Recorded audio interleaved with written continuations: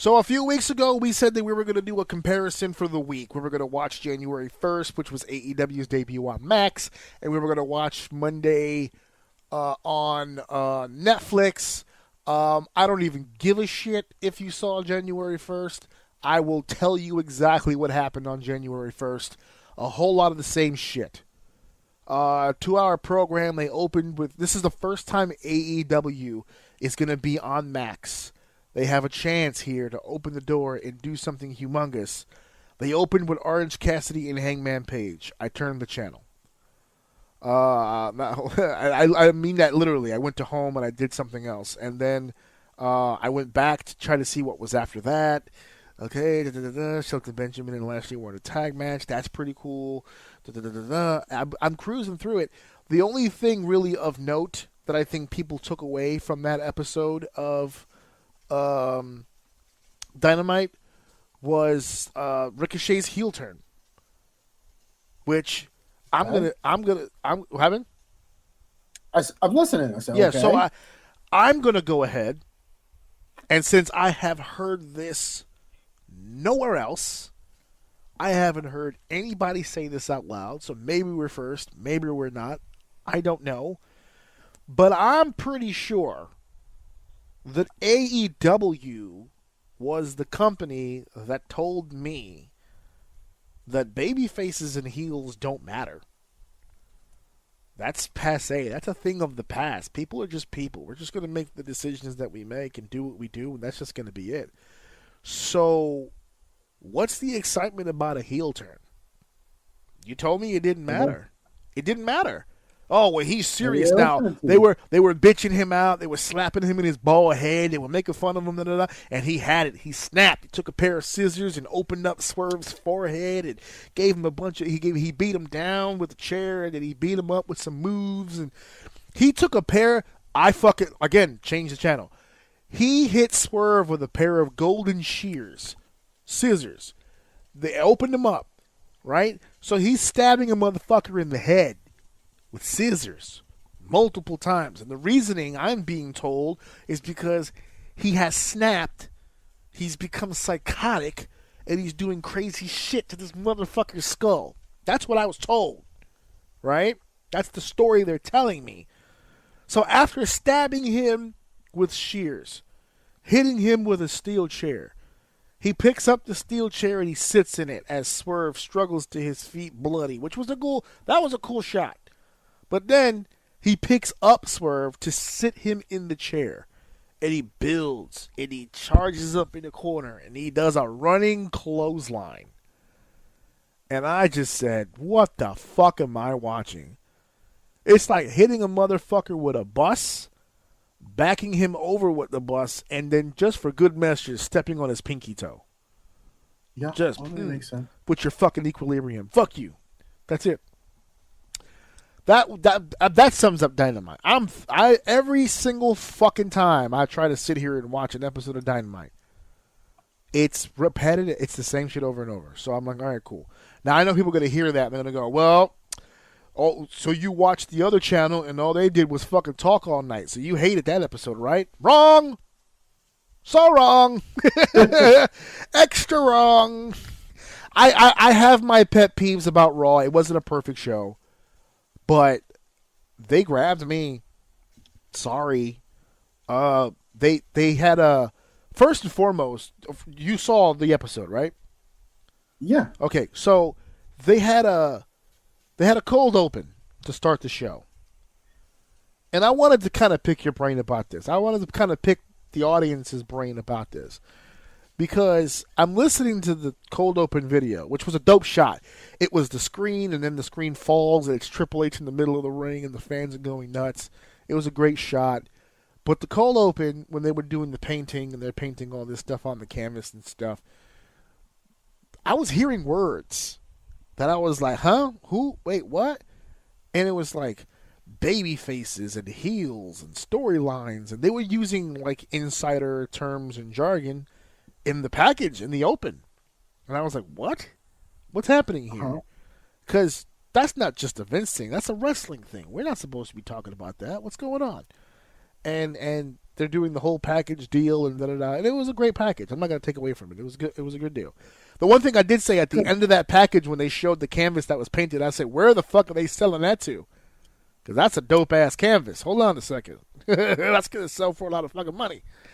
And so I watched the cold open. We do the whole thing with Triple H, and I don't know. There was a piece of me that was kind of bothered by that cold open because I was just like, we ain't supposed to be talking about that. Like, and there's still that old school in me, and I was just bothered by it. I'll touch on that again when we're done with the actual show, because Triple H did a press conference thing at the end, explained the whole deal. I'll get at that a little bit, and then we open up with a wave of electricity, and here comes The Rock. Now I am not gonna front. I'm not gonna lie. I'm gonna keep it a buck. I'll always honest with you folks out there in the House of O. I always keep it. I'll keep it, as the kids would say, I keep it a buck. I keep it a hundo. Okay. Yeah. I actually was hoping an old school guy kicked this off. I would have taken anybody, to be honest with you. I don't know. I felt like with the end of the USA era, it would have been a nice bridge to just do an old guy doing a promo real quick, just thanking everybody, keeping the tradition alive, and then we slide into the next match or the first match on Netflix. So I was like, when I heard The Rock, I was like, that's the one that I kind of thought they would do. They still have a relationship. Not the guy I wanted, but that's okay. Can't always have what you want. I'm not going to be sad about it. So apparently The Rock went out there and took his sweet fucking time. And he did his promo deal, and then we get into the first match, which shocked me.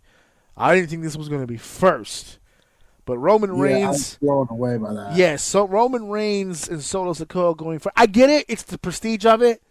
Because now Roman was the first match on Netflix. We can add that to the resume. I get it. But I was a little shocked. I was like, okay. Because my concern was that was going to be a really hot crowd no matter who came out there.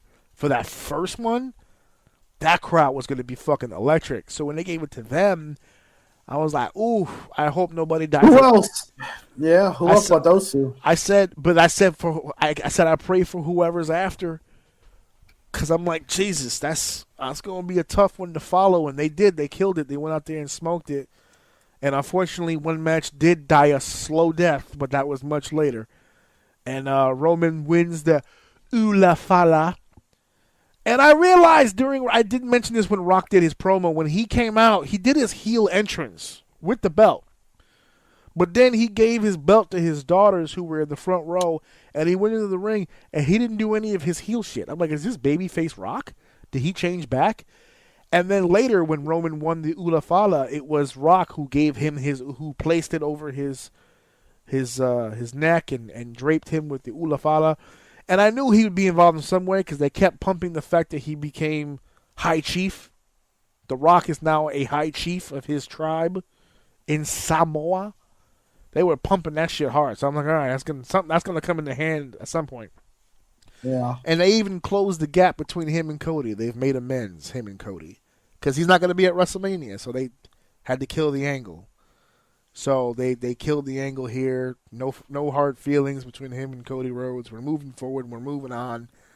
And then Roman defeats Solo Sikoa. I'm not going to lie.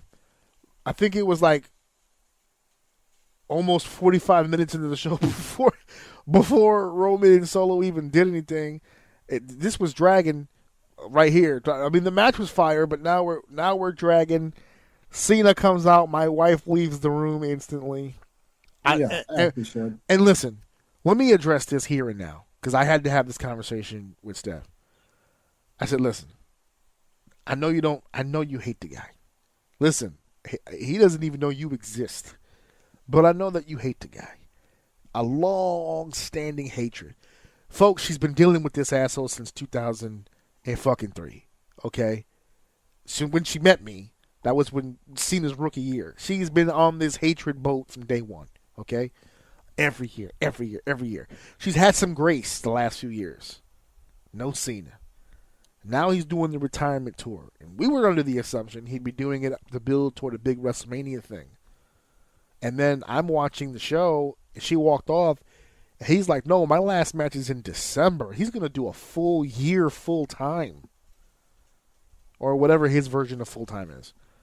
And my wife was like, a year? I was like, yeah, bro, a year. He's in this till December. And she wanted to kill herself. I was like, no, don't do that. I don't have 1.5 mil to offer to another chick to get the buns again. So don't do that. But now she knows she's gonna have to endure at least one more year of the bullshit. So she's ready to go, I guess. This is as close as she's gonna get to being ready. Rhea Ripley, Liv Morgan. Surprisingly, these two have really good chemistry. I can't see Liv Morgan having a good match with anybody else, which is why now that this feud is over, I assume, I actually kind of feel bad for Liv now, because now she's just going to go back to being the shits. There's nothing else she can do now. She was just carried through a godly she's been in the ring with God for several months. Everyone shines in the face of God. If this was anybody else, I would agree with you, but I don't think the chemistry comes from her. I think just Rhea has mastered the art of carrying the show. No, I'm also suggesting that Rhea. I'm not saying Liv carried that program. I know Rhea was the one carrying everything. You said they have good chemistry. I don't think it got shit to do with chemistry. I just think Rhea is good at making you think that. That's what Rhea's strong point. I'll always point out the match in Puerto Rico. That shit was way too good for what it should have been, and it's because Rhea just knows how to make people look good. So Rhea and Liv have the match. Whoever puts those matches together, they're brilliant. Liv's role in that match is very simple, and Rhea is the best wrestler on planet Earth. I keep saying it to y'all every fucking time.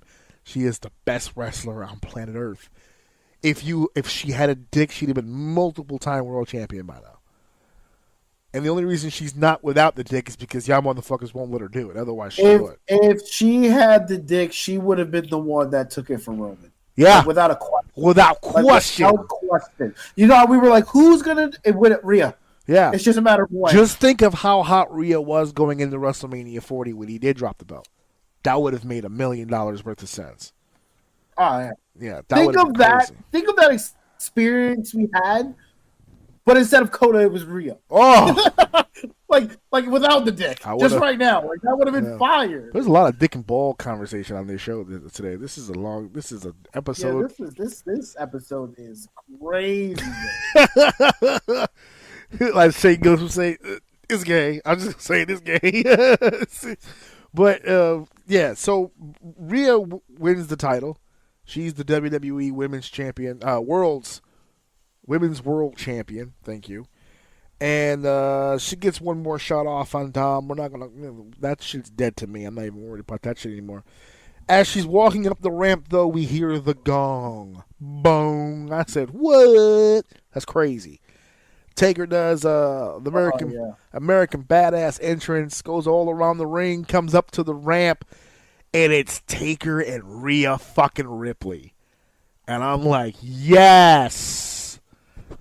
If you had a question as to how over this woman was, let it be a question no longer. She's a made woman. It's done. She has been given the gift. The approval of the dead man. It's done. She is a made woman. She is there for as long as she wants to be there.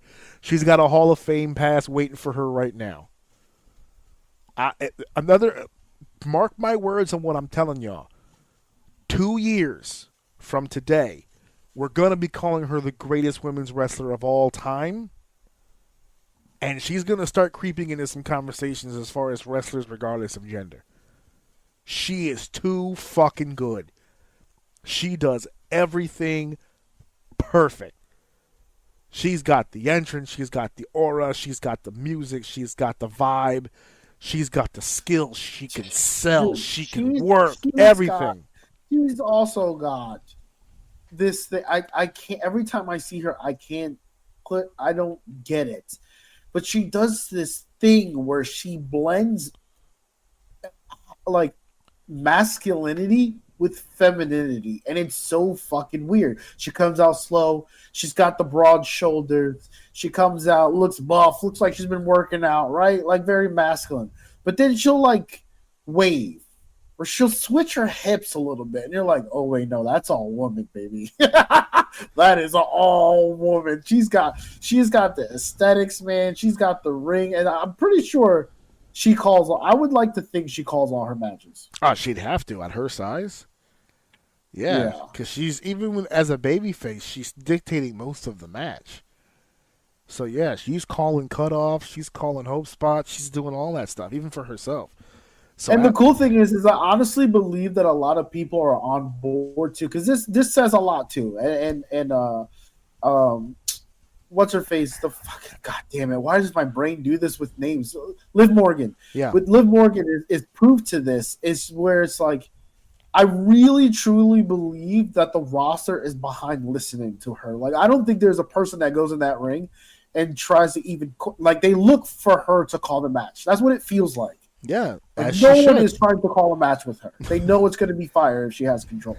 And they should.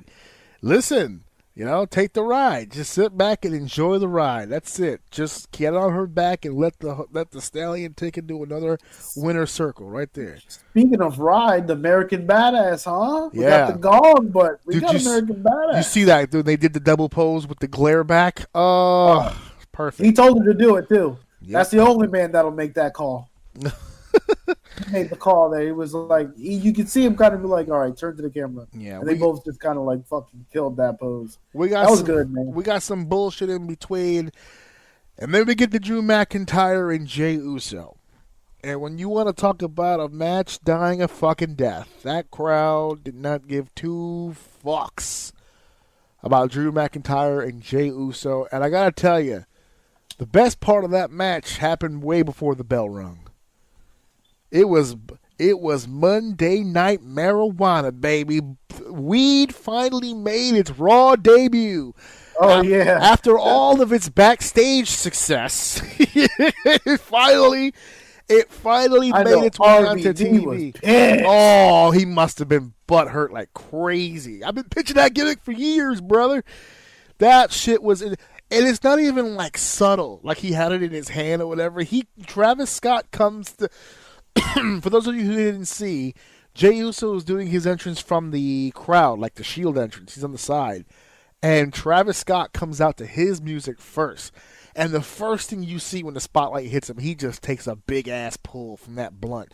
And just, he is letting you know he is getting lit right now. And then, fucking Jey Uso. Oh, man. Fucking Jey Uso comes out. And I don't know if Jay on purpose was just not fucking with him, but he got ahead of him and just fucking walked all the way to the ring. And I don't know if someone got in his ear, Travis's ear, as they walked down or whatever. But when he got over that ramp, I didn't see it again. Not ramp, excuse me. When he got over the guardrail and into the ringside area, I didn't see the blunt again. So I don't know if someone told him, hey, ditch that real quick or whatever the fuck. But like, they said it on commentary. They called it out. Yeah, Pat was like trying to get some. He's like, "We'll talk after. We'll talk after." It's just like, right? In a backstage thing at the end of the show when they were interviewing Jey Uso, they were like, "Who is it? Joe Tessitore?" He was like, we thought you were going to inhale some stuff before your match." And everybody was laughing, and he goes, "Yeah, what did he say? He said, damn, I can't remember the exact words. It was fucking hilarious, though. It was fucking Jey Uso was just like, I smelt it, but he wouldn't let me inhale it or some shit like that. Like, I didn't take a pull, but goddamn, you know what I'm saying? Woo! And then, so that whole deal is fucking, that entrance was weird as fuck. You can also tell that a lot of, like, the commentators acknowledged it to some degree, and they were kind of playing with it, but it felt awkward for them. They're like, am I supposed to acknowledge it? Am I supposed to not? Like, I don't even know what to do with that. And then it was over. They had their boring-ass match, and then time went on. Hulk Hogan. Oh, my God. Hulk Hogan. Before I tell you folks what happened here, I have to tell you right now, if you go to Netflix and you put on the show again, Or if you go to WWE's YouTube channel, they altered the audio. They changed the audio. I think the Netflix one, they dumbed the audio down, they lowered it, and on YouTube, they literally just piped in cheers. That is not what happened. Please go to YouTube. He got booed to hell. Please go to the YouTube channel, look at the cell phone footage. He got booed to motherfucking death. Death. Wait, so you're saying on Netflix rerun they piped in cheers? They piped in cheers and lowered the audio. There's no boos on Netflix. If you go back and watch it, there's no boos on Netflix. On the rerun? On the rerun. Okay. There's no boos. Live, it was loud as fuck. Us in the channel, I know. We were on the channel when we were all watching it. We were all saying, holy shit, they're booing the fuck out of him. They were letting his ass fuck it. You were on a live chat? Yeah, it was with the same people I tell you I'm always watching this shit with. Oh, man. Do you guys watch every Raw? Well, especially now. Yeah, remember I told you that sometime we waited like really late at night to watch it because we would watch it on the West Coast. Yeah. We don't have to wait anymore. It's Netflix. Like as soon as it goes on Netflix, we can that's the crazy part. Like we all start. You sent me a text message, and I'm like, "Oh shit, I forgot it was Raw." It's like, "Fuck," I got that feeling. Like I can't believe I missed it. But I'm like, "Wait." So I went to Netflix, and it said start from the beginning. I was like, "Let's go!" So I started watching it, and I said what I said to you to them. I wasn't on there, right? Because I assumed they were already watching it. So I texted him and said, "How does it feel to not have to wait so late to watch Raw? You can just watch it." Yeah. And he was like, "Dude, get on here. We've been watching it." And I'm like, "I'm behind you guys, so I'm just gonna whatever." So I had hopped on because I put the baby to sleep and I came back out to continue. And it just so happened that they had to take a break. He had to go somewhere. So they left and came back. And when he came back, I realized we all stopped at the same spot. So I logged into here and he just pressed play on his thing and we continued. We could never do that before. Dude, that was so good, man. Oh, God. I love Netflix. Hogan got booed to bejesus and back. And let me just say, there was a Facebook post that I saw that was perfect because it put Hogan and Undertaker, a shot from both of them on Raw side by side.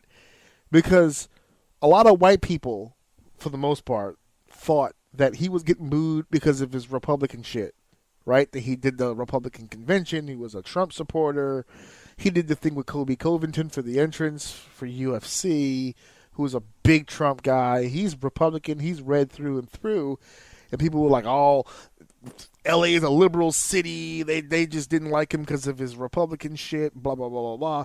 And then someone pointed out, because they put a picture of him next to him and Undertaker, Taker is just as red and just as pro-Trump as him. He had Trump on his podcast and interviewed him. He got cheered out of the building. Absolutely, because it's Undertaker. Right? Yeah. Hogan, on the other hand, the blacks don't feel the same way the whites do. They were like, nope, still haven't forgiven you for the racist bullshit. Sorry. Just because you sat up there with old Token Titus doesn't mean that we forgive you. And they let him fucking have it. Crazy. They let him fucking have it. And the thing is this, I have this question to ask. We can't answer it, but it's a question that I'm going to put out there. Saturday Night Main Event that happened in Long Island, they didn't show any Hogan footage. The whole point of that show was for Hogan. That's why they invented it in the 80s in the first place, was for Hogan. He didn't make an appearance. There was no mention of him. There was no clips, nothing. He was completely off that program. And if the ideology was, we're going to be in New York, let's not do that, then why the fuck would you do it in L.A.? That's West Coast us. That's the same fucking, it's like George Lopez, it's the same thing. It's the same thing. You know what I'm saying? I don't know why you would do that. But they did it. And you know what's so funny? They booed him so hard that a bunch of people went on social media and actually apologized to Jimmy Hart. They were like, "Oh, we're sorry, Jimmy. We're sorry you had to be caught up in all that. You out there with your friend. Whatever." But yeah, you caught a stray, brother. That wasn't for you, Jimmy. Hey, that wasn't for you, but that was for you. Should have been out there, bro. You got to watch who you associate with, brother. Yeah. Be careful with that. Yeah. And then go ahead. Hello? Hey, a friend of the op is the op. Just saying. Yeah, listen. What? Yeah, you hear me? Yeah, friend of the op. I said a friend of the op. I heard. I'm glad you said it twice. Let them know in the back, because I don't think they heard you. Your shit, King. A friend of my op is a motherfucking op. Period. Cast it straight, baby. You've made your fucking decision. You are there. Definitely. So welcome. Our main event, obviously, Rollins and Punk. They tore it up. Punk with the clean win. A lot of people very baffled by that. People like, really? But in all fairness, this does two birds with one stone. We're still leaning towards a very big WrestleMania match for Punk. He needs the win. And B, Seth's been teasing a heel turn for a while now. This could definitely be fuel for that. So I actually like the ending. I don't like the fact that it took the two GTSs and the fact that I think Punk took his own GPS and then Punk gave him his own curb stomp. And everyone's just murdering and spamming these finishing moves. I don't know about that, but the actual... It was a WrestleMania-like moment, so... Yeah, that's what it felt like, yeah. Because for some reason at WrestleMania, I could ignore all that. But like on Raw, I saw that as that because of the Netflix thing. Yeah, I saw. I agree with what you're saying. Yeah, but I'm gonna let it slide. It was a special day. Whatever. Let them fucking have it. There was also a lot of backlash when it comes, because we're at the end of the program now. So I'll address the backlash to it, where people were saying, well, they were teasing Penta to debut here. It was supposed to be Penta and Rey Mysterio against the New Day, and it didn't happen. Apparently, Rock and Cena went over their time as far as the talking goes. So they cut the match. But they did announce that Penta was going to go one-on-one. They didn't announce Penta, but they said that Chad Gable next week on Raw will be facing a luchador. A random luchador? He just randomly said... Even what's-his-face was like, what? Yeah. Like when Chad Gable was like, yeah, I have a bad history when it comes to luchadors. I'm like, since when? How many luchadors do you wrestle? You don't even wrestle luchadors. Even the guy who's supposed to be playing pretend with him was thrown by that shit. He's like, what the fuck are you talking about? You're bad, dude. I was like, yeah. I got a luchador just for you next week. Yeah, because you only have like 2 or 3. What, Dragon Lee, Mysterio? Who am I forgetting? Who the fuck else on Raw has a mask?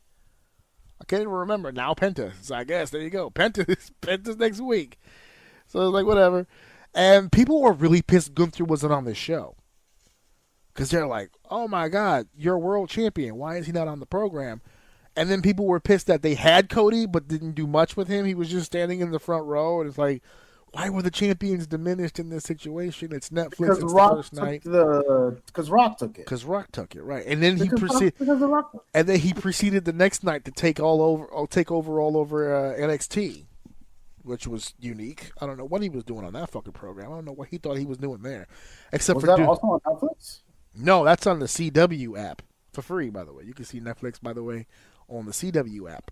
I'm sure it is. You can see CW on TV, but who the fuck has cable anymore? So if you want to go to the CW app, you can go check that out. But yes, he was on there too, did a double shot. He's good to go. So that was Raw on fucking Netflix. And we got to get the fuck out of here because we got the shits to do. So, good talk, good day, good show. all good here. We're doing great. The next pay-per-view is February 1st. We have some time. The Rumble is next. I'd like to do a roundtable for that. For the Rumble. I'd like to assemble a team for the Rumble. Considering Cena's gonna win. No fucking way. And we'll debate that on Monday too. Because that was the other thing that he said about that, where he was just like, oh, it's impossible or a long shot or no, it's not. And you know that it's not. But I also don't think, even if he does put himself in a position where he's going to be in a high profile match, even maybe, dare I say, a title match, it'll be great for television. It'll be a great storyline. It'll be a great promo package leading up to the match. I don't think he has it in him to do that. Not physically. I just don't think he has a want to surpass the 16 title tie Do you think he was sincere when he's like, "It'll never happen"? Yeah, I mean, it's a work shoot. I don't think he wants it to happen. That's the only reason that it wouldn't. If he walked into Triple H's office right now and said, "Man, I would really love, even if it's transitional, to just, you know, even if you had Gunther drop it to me on a random show and then I gave it back to him 2 weeks later, just to get 17, that'd be huge, and they would do it. If I would be, and I think they should do it. I don't know. That depends. I don't know because first of all, we're still having controversy over the ideology that 16 is the number. Because Flair technically has had that belt 22 times. It wasn't 16. 16 was the number that WCW and WWE came together and said. That's not the real number. So as far as WWE's kayfabe goes, 16 is the number. If you wanted to pass on the legacy of, well, who's the greatest champion of all time, yes, I get it. Flair to Cena does seem like a lateral move, but Cena's, like he said himself, what did he just say? He's 46 or some shit like that? That's not for the future. It's the same thing we said about Roman. Roman had that long-ass reign. He eclipsed so many people because we needed a more modern and contemporary version of a long-term champion. Okay, you did it, but you don't know how much longer you're going to have him, and that's not an age thing. That's a health thing. So I'm not sure. I'm not sure. If it's transitional and he's okay with it, we'll do 17. And I don't know him personally, but I don't feel like Flair would have much of a problem if it was John, because the two of them are really close. So if it's going to happen, I doubt very seriously it's going to happen at Mania. That might be too big of an occasion. I don't know. Because he'd have to beat either Cody or Gunther. I don't know if I want him beating Cody at WrestleMania. Face versus face. Gunther just recently. You do? Cena? I do. You think a Cena Cody Rhodes match at WrestleMania would actually be good, though? I don't want him to drop the belt. I don't want Cody to drop the belt at Mania. I want Cody, if they're going to go that route, I want Cody to drop it before Mania. See, this is the thing. I thought he was going to be done at Mania. This is why I'm saying what I'm saying. Because if he was going to be done at Mania, someone needs to do the job. I don't know. Maybe whatever. I think someone should do the job for him. He should go into Mania and drop the belt. I'm thinking one of those two. I would say Cody drops the belt to Cena. That's not a L. That doesn't hurt him. And then we somehow transition to Punk, and then we can run a Punk Cody with Punk as champion. And if that happens, which I don't think it will, this is what I think should happen. But like, if that were to happen, to give Cody another run back, not that he's going to have the belt, I think it would be very difficult for Cody to convince the fans that he should be champion over Punk. Ooh. So that would be interesting. I don't if they were to do that, let's just say they were to do that, and Punk ended up with the title, Cody can't get that back. I just think Punk is a renowned champion back when he was a dickhead. The fact that he's like his run that he's having right now, I don't see him dropping that belt, dude. That would give him that moment. We have a lot of ideas to play with when it comes to WrestleMania. This feels a lot. Last year we felt like we had a lot of options, and we were gridlocked with most of it because we knew The Rock was going to be in something. We don't have that this year. This could be. There's a lot of moving pieces. We don't know that yet, but that Rock is out. Yeah. Oh no, I think it's pretty much confirmed at this point that he's not going to be able to make it. It was a scheduling thing. Yeah, we'll see. Well, we'll see. We'll see. Anyway, let's get out of here, folks. So, yeah, thank you for listening. Thank you for downloading. Thank you for sharing. And, of course, always, hello. Thank you for enjoying. And we're going to see you guys next week. Before I go, damn it, I just fucking caught it. Just really quickly, I put out a video a while ago about me editing and doing a lot more of this stuff in place of the we're still going to put it on Podbean, but I'm really going to start promoting the YouTube more for the stuff that we're doing, because Podbean is really starting to irritate me. if it wasn't for the fact that that RSS feed puts me into other places like Spotify and iHeartRadio and stuff like that, then I would probably just fucking delete it at this point because I'm paying for it. Now I don't really want to fucking pay for it anymore. But it gets my stuff out to different audiences, so I need it for now. But I'm going to start pushing the YouTube stuff more. So we're going to have more of these sectioned off clips. Full episodes moving forward will be on YouTube, including starting today, fully on YouTube. So I got a lot of work ahead of me because it's already 9:10, so I got to start editing like right now. Or should I just wait till tomorrow? Just drop it tomorrow. Drop it tomorrow. That sounds better. Okay, instead of rushing into it. Okay. Fair enough. All right, so we'll do a late release for tomorrow, but it'll be both on Podbean and YouTube when they get shared out. And when I share it out, I won't be sharing the Podbean links anymore. I'll be sharing the YouTube links, so check us out on YouTube. I got to change my handle now that I'm looking at that. So I will talk to you guys later. Have a good one. Mic drop. Wait a minute. This is too much. Cooking it like a pro. Wrap it up, everybody. Show's over.